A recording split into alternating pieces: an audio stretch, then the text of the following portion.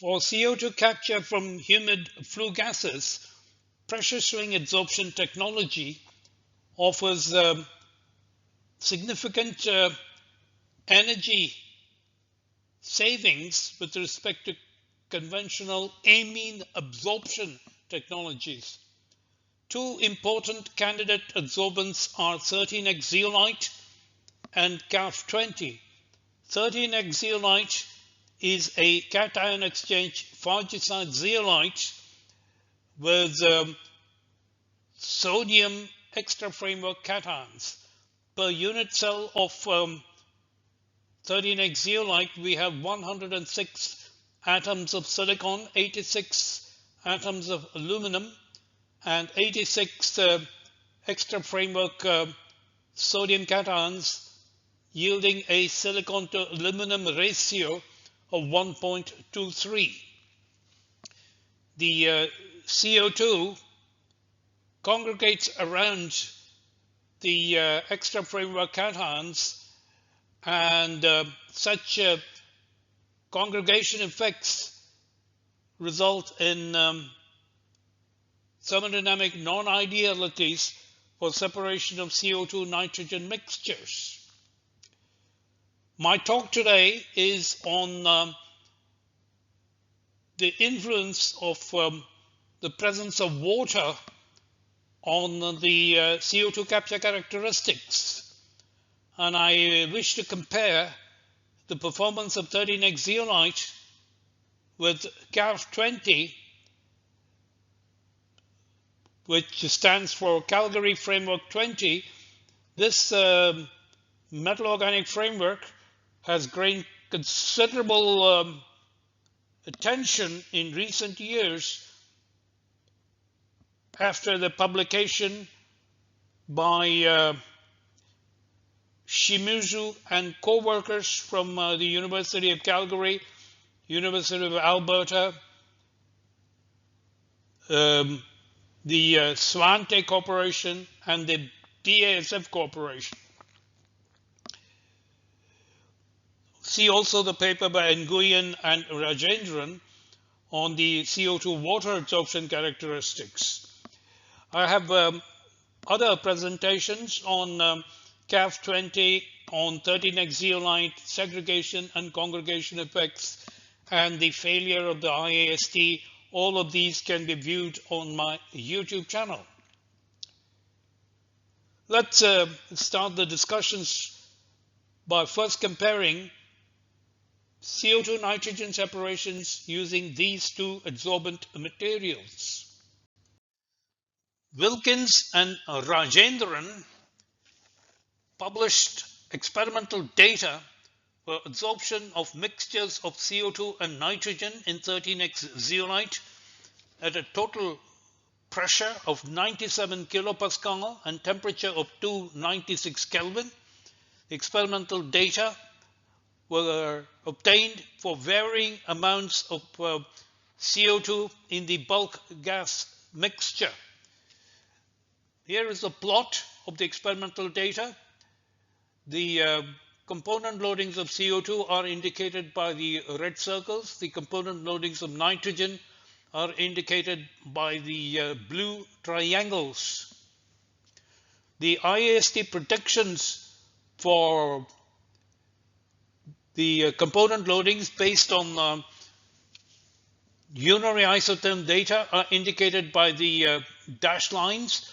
For CO2, the dashed lines are in good agreement with experimental data. However, for nitrogen, the component loadings as measured experimentally are significantly higher than those predicted on the basis of the IAST. The CO2 nitrogen adsorption selectivity is plotted here as a function of the mole fraction of CO2 in the bulk gas mixture. The IAST severely overpredicts the adsorption selectivity of CO2 with respect to nitrogen, and the experimental data are significantly lower.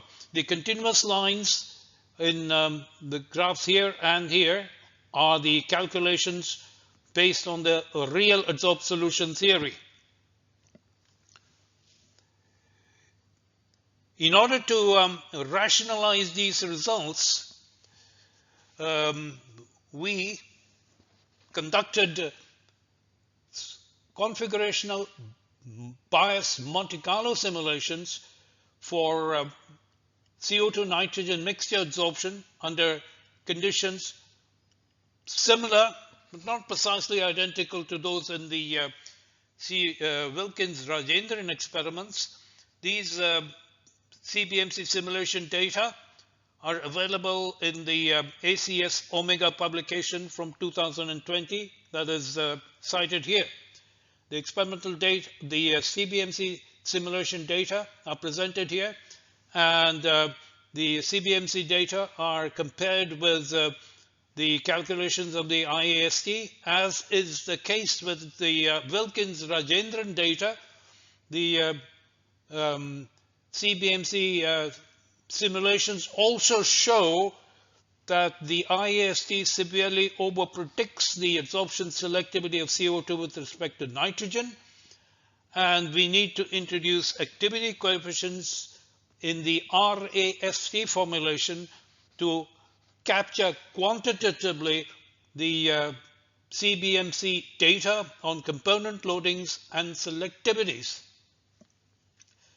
A precisely analogous situation holds for absorption of mixtures of CO2 and methane in NAX zeolite. The CBMC data show that the IAST overestimates the CO2 methane adsorption selectivity to a significant extent. On comparison of CO2 nitrogen with CO2 methane selectivities, we note that the overestimation of the IAST is higher for CO2 nitrogen mixtures than for CO2 methane mixtures. Now, so far what we have achieved is to show that the CBMC simulations are in qualitative, are in agreement, albeit not entirely quantitatively, with the Wilkins-Rajendran experiments. We need, however, to appreciate the reasons for the failure of the IAST as observed in the two sets of simulations here for CO2 nitrogen mixtures and for CO2 methane mixtures. We shall now demonstrate that the failure of the IAST is due to the inhomogeneous distribution of guest species within 13X zeolite. In particular, we wish to demonstrate that CO2 congregates around the extra framework sodium cations. In order to demonstrate this, we carried out CBMC simulation data to determine the spatial location of guest molecules within the host framework and the intermolecular distances. The radial distribution of guest pairs is plotted against the distance between the guest pairs. The red line is for the CO2-CO2 distances. The blue line is for distances between CO2 and the extra framework cations, and the black line is for distances between CO2 and nitrogen in a CO2 nitrogen mixture at a total pressure of 100 kilopascal, temperature of 300 degree Kelvin. The first peaks are indicative of the segregation or congregation effects for CO2 nitrogen mixtures. We note that the CO2 molecule is closer to the extra framework cation than it is to the nitrogen pair, nitrogen partner. Consequently, nitrogen suffers less severe competition with the CO2 molecule because it is further away from CO2 and CO2 is closer to itself or to the extra framework cation. The same is true for CO2 methane mixtures. The red line is for CO2 distances in the mixture. This CO2 is much closer than CO2 methane, and CO2 methane distance is larger than the distance between CO2 and the extra framework's sodium cation. In other words, methane suffers less severe competition due to congregation of CO2 around the sodium cation. In order to drive home this point, we also carried out simulations for CO2 nitrogen mixtures and CO2 methane mixtures in a Fauger site with a silicon to aluminum ratio of infinity. In other words, no aluminum atoms and no extra framework cations. In this scenario, we would expect no congregation of CO2 around the cations because there are no cations present. And we note that the intermolecular distances, CO2, nitrogen, and CO2, are all practically the same. An identical situation holds for CO2 methane mixture adsorption in all silica Fauger site. The distances between any of the pairs, CO2 pair or CO2 methane pair or methane pair, is practically the same. Introduction of extra framework cations leads to congregation of CO2 around those cations, and for both these mixtures, the partner molecules, nitrogen in this case and methane in this case, have to incur less severe competition with CO2 for mixture adsorption. And this explains the reason that the IAST that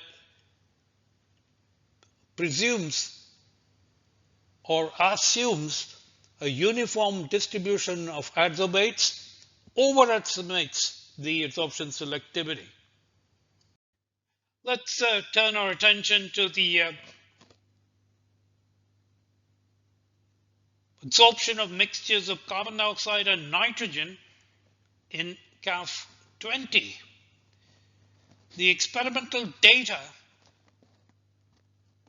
of Nguyen and Rajendran, published in Chemical Engineering Journal in 2022, are shown here, and the experimental data for mixture adsorption are shown by the red squares for CO2, black squares for nitrogen. The nitrogen scale is on the right axis, the CO2 scale is on the left y-axis, and the experiments were carried out at a total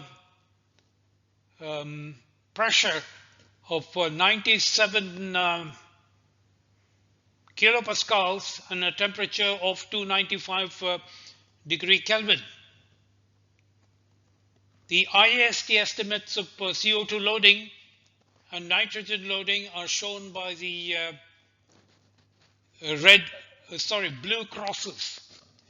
We note here that there is a slight deviation between the IAST estimations for nitrogen loadings as compared to the experimental values. Now, in order to understand these small deviations from ideality that were reported in the experiments by Nguyen and Rajendran, we carried out molecular simulations for adsorption of mixture of CO2 and nitrogen at a total pressure of 100 kilopascal at a temperature of 298 Kelvin. On the x-axis, we have the variation of mole fraction of CO2 in the bulk gas mixture. The red circles are the CO2 loadings from molecular simulations. The blue triangles are the nitrogen loadings in the adsorb phase, and the axis for the nitrogen loading is on the right-hand side. The dashed lines are the estimates of the IAST. What we observe is that the IAST is in excellent agreement with the CBMC simulations for mixture adsorption of CO2 and nitrogen. And therefore, these small deviations observed in the experiments of Nguyen and Rajendran are perhaps due to the fact that the experimental data that is reported and presented here are based on breakthrough experiments that are not conducted under precise isothermal conditions. In order to further verify that the IST predictions for CO2 nitrogen adsorption are in good agreement with the data from molecular simulations, we carried out another set of molecular simulations in which the composition of the bulk gas mixture is maintained at 5% CO2, and the total fugacity of the bulk gas phase mixture is varied from 0 to 100 kilopascals. Again, we see that the IAST provides excellent estimates of both CO2 loadings and nitrogen loadings. The details of the molecular simulations are provided in my paper published in Separation and Purification Technology 2024. Let us look at the data of Lin, Nguyen, Rajendran, and Shimizu published in the science paper. The experimental data are shown for CO2 water mixture adsorption at a total pressure of 97 kilopascals for varying degrees of relative humidity. The experimental data for CO2 loadings in CAF 20 are shown by the red circles, and the blue triangles are the component loadings for water. Now, additionally, I show the unary water loadings for the set of conditions in the experiments indicated by the blue line. The unary loadings for CO2 adsorption is shown by the continuous red line. Also shown in this figure with the dashed lines are the IAST estimates. The calculations of the IAST are described in detail in a previous presentation on my YouTube channel, which serves as a tutorial on the use of the IAST. There is a lot going on in this slide, but I draw your attention to this remark made in the science paper, which states the distinct shift in the water isotherm in the presence of CO2 compared to the pure component isotherms confirmed the suppression of water sorption for CO2. Let's see what it means. Here is water sorption for mixture adsorption, shown by the blue triangles. For unitary water, these are the loadings for water, shown by the continuous blue line. So the water loading in the mixture is significantly lower than the loading of the pure component, leading the authors of the science paper to postulate the phenomena of suppression of water due to the presence of CO2. Strictly speaking, however, we should not compare the unitary loadings, but rather the IST estimates of the loadings for water and CO2 with the corresponding loadings in the mixture. If we do that, we see that for humidities lower than about 45%, the water loadings for mixture adsorption lie below the IST estimates of the water loadings. And therefore, the phenomena of suppression of water is strictly valid below a relative humidity of 45%. For higher percentage humidities, we see that the water loadings are higher than the IST estimates, and the suppression of water is not operative at higher values of relative humidity. Be that as it may, we can conclude that for relatively low values of percentage relative humidity, say less than 45%, that is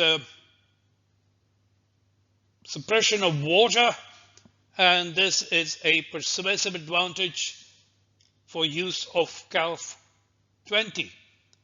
I discussed all of this in my previous presentation, but it's instructive today to compare these results with the corresponding results for 13X Zeolite.